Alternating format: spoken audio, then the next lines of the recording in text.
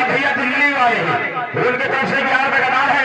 हम और हमारी पूरी पार्टी जय हिंद नाम उठा के संविधान करती है, लेकिन उनका कहना क्या है, कहाँ ये कबीरी गई है।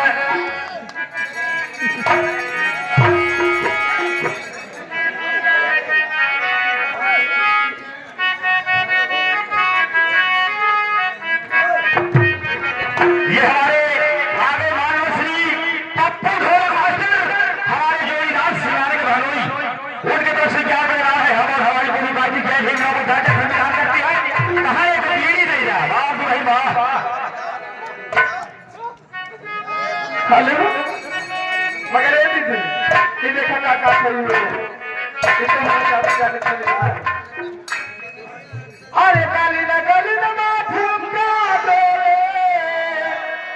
अरे काली ना माफू का दो, काले रुपया काल कहाँ मोर तेरी दैदा। अरे वाह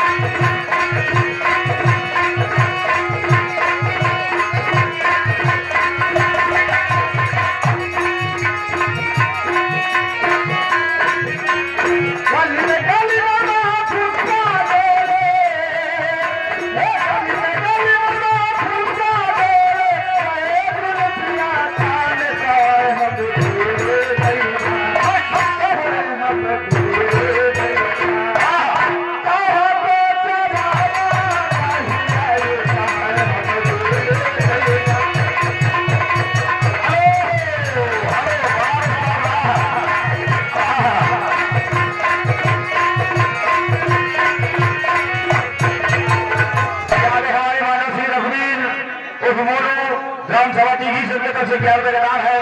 हम और हमारी पूरी पार्टी जय भीम नाम उठा के संविधान करती है। और हमारे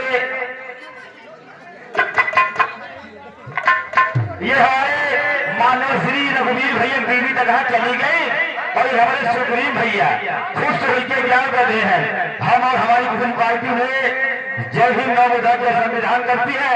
अब तो से कहा चाहते हैं और सुना है एक तो सुधर गाइड है ये दीदी कैसे लगे सुना कैसे बासे है